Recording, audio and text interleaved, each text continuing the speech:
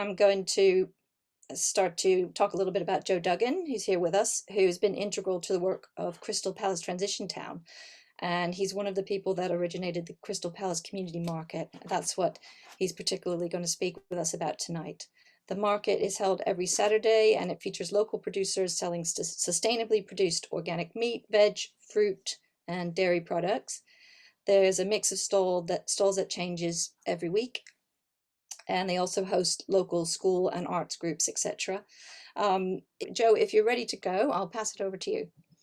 Cool. Okay. I'm just going to whiz through. It's a little bit whistle stop. I'm going to tell a little bit of the story of Crystal Palace Transition Town to Crystal Palace Transition Town and Crystal Palace Food Market in 10 minutes with, and there's not 38 slides. Don't panic, Caitlin. There might be a few, but there's not 30 yet. So I kind of, I find visual props very helpful for me. So this is just a very briefly context, Crystal Palace Transition Town. I quite like this picture because this is some of our transport activists, it's some of our community gardeners, and it's a local church and a local outreach group all working together to clear a space, and it sort of tells the story a little bit. The Transition Town's been going since around 2010. Like a lot of Transition Town projects, it's worth mentioning that the community, the Crystal Palace Food Market, as I'm going to call it, I had its beginnings in a garden. It's where a lot of us made friends. It's how we connected, and that's pretty common within the transition movement, where gardening can often be a way to bond and connect and get to know people a bit better before you take on something a bit more substantial. I'm just touching on this because it's this sort of pre-story slightly. We asked the question, how can we grow our own food, which is obviously a question within the transition movement, and we started off with community gardens. This was a before and after of our first community garden. Yeah, Union Jacks weren't my idea, being Irish, but someone else decided they were very nice, so there they are for all time in my favorite photo. So 2012 is so maybe to give a brief piece of context. So we've got a decent enough energy in our transition town. We've got a good group of people. It's still quite small. We have our first AGM in 2012. I think there's about 26 people there. And we asked the question, and that's relevant because now we can get over 100, but those days it was pretty small. And I actually facilitated the question, how can we source our food locally? Thinking I might get someone suggesting more tomato boxes or some more window boxes, not thinking it would really spiral in the way that it did. So someone at the event said, why don't we have a food market? So by this point, we were already a little bit jaded because we're all community activists and we've already been around the block a few times. So we said, well, that's a lovely idea. What would you like to do about that? Hoping that would put her off and she'd go away and come up with something more modest. But Karen decided to push on this idea. A cluster formed around the idea. There was 1 year of talking with local community and local businesses. There was a lot of blood, sweat, and tears. And I would say thousands of voluntary hours in terms of meetings and lots of learning. I know there was a working group that met pretty much every week. And I'm going to touch a little bit on this idea of do-ocracy, which is something that we evolved very early on, which I think kept us safe. Actually, I will mention that briefly. So do-ocracy is the idea. Actually, I've got another slide about it, but it's just this idea that we celebrate the doers. We're not really interested in people telling us what should happen. We want to know what people are actually going to do. And I find that a really good safeguard when it comes to things like transition towns, where there's an awful lot of people telling you what you should be doing. So after this meeting, there was a year's worth of build up and momentum before we got to where we want to be. I'm not saying it has to be a year, but it maybe gives you some indicator of how much work was involved. This is the site before that we identified. It was quite, I'm interested, can share more about how we found this site. Doesn't look that special there, but we were able to transform it really quite specially. It's a good idea in any community project that you dress up in silly costumes. I thoroughly recommend that. That's me in the middle with no beard and a carrot costume. This was part of our promotion for the food market.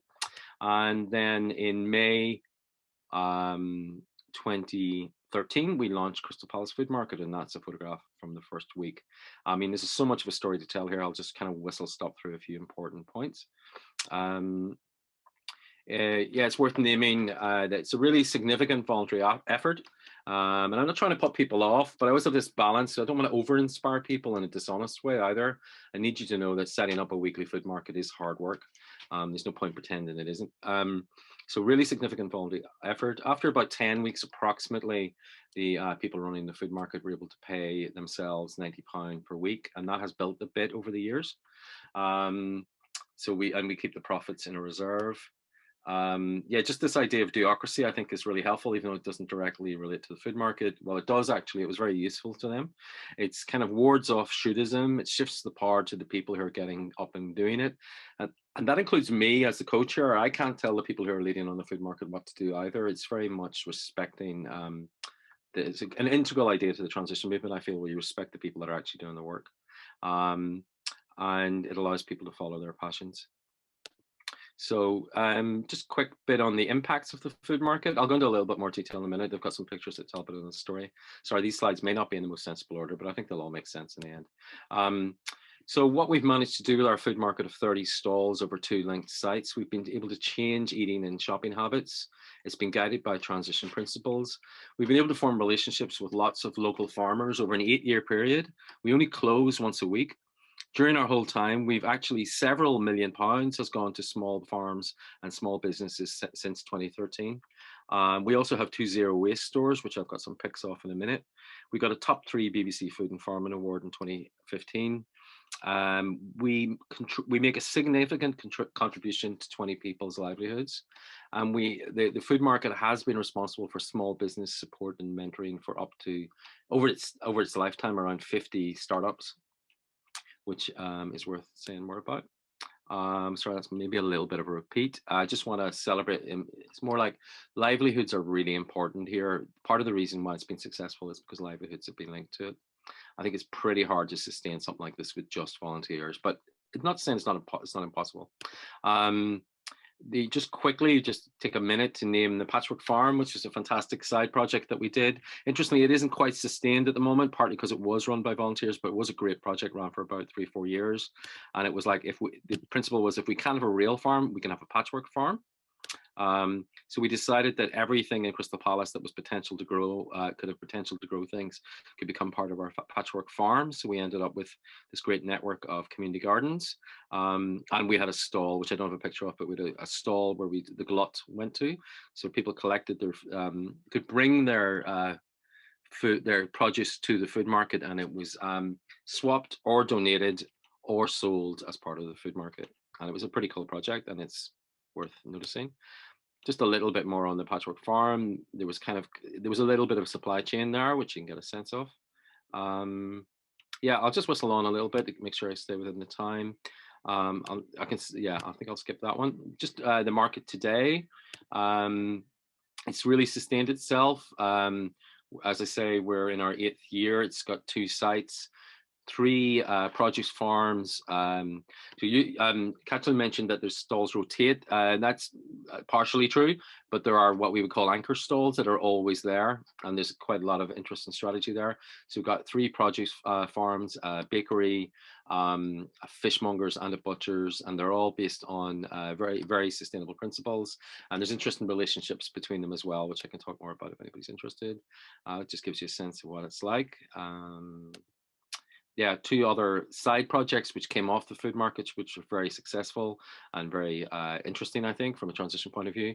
This is our zero waste food store. Now I took this photograph and it looks really cool, but the outside of it is actually just a renovated garage. So I have made it look rather groovy, but it is a pretty cool site. So it's a zero waste food store. And we also have a zero waste household goods store run by Rebecca here on the left.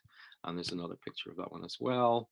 And then I thought it would be worth just naming someone like Brett and Bailey, which was one of the stalls that actually evolved into a business with us. It's a baker, and they've been with us on the whole journey from the beginning, and they live really super local. So that's 9 minutes, and that gives a quick whistle stop. I'm sure I've left lots of things out, but it just gives you a sense of it.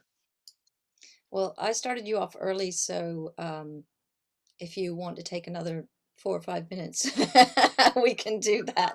If there's Yeah, anything urgent. I was thinking from the point of view of inspiring and making you think about it. Maybe I should go back to the beginning a little bit. Might be interesting. Or, think about, not go back to the beginning, but the relation. Maybe just name a few things. The relationship building with local farms was really crucial. So what we did there was we evolved. We made contact with some farms that were biodynamic, and we also had quite a strong lobbying group. They knew about the transition movement. They knew about Rob Hopkins. Then we had a food writer in our team called Rachel DeThample, who was able to talk authoritatively about providence and food sourcing. So they kind of started taking us seriously, and the transition label actually helped. And then the minute that we had one of these stalls on board, the other ones, which were all in relationship with them, thought, well, this looks quite interesting. And they started coming on boards. And the fishmongers we didn't get for about 5 months. And part of the reason why they came on board was we had other farms with good reputations on board. So there's an interesting thing about how you get things on board there. The other really interesting point around starting something like this is shared risk. If you go in and charge a lot of money for your stalls, you're going to scare people off. But if you charge nothing, then you're probably not basing it on a sensible business model. We did a thing on a 10% honesty basis. So all the stalls pay the market based on what they earn. So, and this also allows for lots of experiments from locals. So if someone only makes 20 quid, they only have to pay you back £2. But if they make £200, they have to pay you back £20. So it's like, I think that was a really important, empowering part of the building of the market. A couple of other things is worth saying. Marketing is very important. You just have to do it, particularly in the early days. At a certain point, you hit tipping points. Social media, whether we like it or not, is really important. Twitter, Instagram, Facebook, they're all an important part of making this work. And you do need a viable business model as well as all the principles. And it's the relationship between the two that keeps it interesting. Yeah. Anything else important that you feel like I've left out? Can I just ask sort of how long it took to get the community who weren't involved in making it along, and sort of what the momentum was as far as getting community take up and what kind of numbers you get to the market? Yeah, we get we don't really count the numbers, but we get numbers in the hundreds, and we get the numbers that can sustain 25 to 30 stalls. So it's in the high hundreds. We were actually I think we were on a good point in our transition time when we started it, because we had good momentum on other projects. For example, had a successful newsletter and a good Facebook group. So we started off quite well, but then we had a little bit of a dip. So your question was, yeah, I guess we spent at least 4 or 5 months building momentum, I would say. And we also did things like get into relationship around all the local businesses, so that we made sure that we weren't stepping on any businesses' toes, so we wouldn't have any adverse publicity. Like, for example, there was a cheesemonger in Crystal Palace at the time, so we made sure that he was comfortable with it, that he didn't feel like we were impacting on him. And if there had been a successful fishmongers, we may have considered not having a fishmongers. So there's something about sussing it out, sensing out the relationships, and building up a bit of momentum. And it started pretty well. And then, yeah, we started in May. It was really busy, and then we did have a bit of a dip during the summer. But I think we realized that there is a bit of a dip in some of the part of the summer, so that was a little bit scary when it happened, to be honest. But when we saw people coming back after the school holidays and that, it started to sustain. And then we got to a point where we grew to 2 linked sites rather than just one site. And I'd welcome anyone here, if they fancy coming up, give me a shout and I'll show them around. I'll ask you one more question since we've got a few minutes. So did you ever consider do you have down periods for the market, or is it every week, and is that really viable? Yeah, that's a really good question. I think in the early days, I thought that weekly was too much of a commitment, and it is a big commitment. But actually, I think the feedback that they got from the stallholder, or from particularly the businesses, was that if you really want to support farms and get into a really good relationship with them, they're creating product all year round. So we actually only we're open 51 weeks of the year, so we only close over Christmas. And I think the other thing that Karen and the other people really leading on it felt that if it was only monthly, it would just continue to be a novelty market. And we felt like if we made it weekly, it would become part of people's shop, and it would, have a real impact on livelihoods and on behavior as well. Yeah, I think that makes sense to embed it, and that's the whole point, isn't it? Isn't it really to give a proper local shopping opportunity that takes the people out of, I don't know, the big supermarkets. Yeah, yeah, and we're realistic that people still use Sainsbury's and the other places, and also, I mean, location's important. We're in the triangle. We're like 4-minute walk from Sainsbury's, so people can integrate it into their shop as well. I think that's pretty important. I think having a standalone destination, particularly in London, is not such a good idea. Yeah. But depends. Oh, the other thing I just chuck in, you mentioned it just briefly. I think the cultural element is really nice. Like we've had buskers the whole way through. We had flamenco dancers last week. There's been loads of like really good fun things, and it's also a platform for the community. And we always like try to keep that part alive. And we also have community stalls where possible. So like a local school or anybody who wants to just promote something within reason, we try to accommodate them.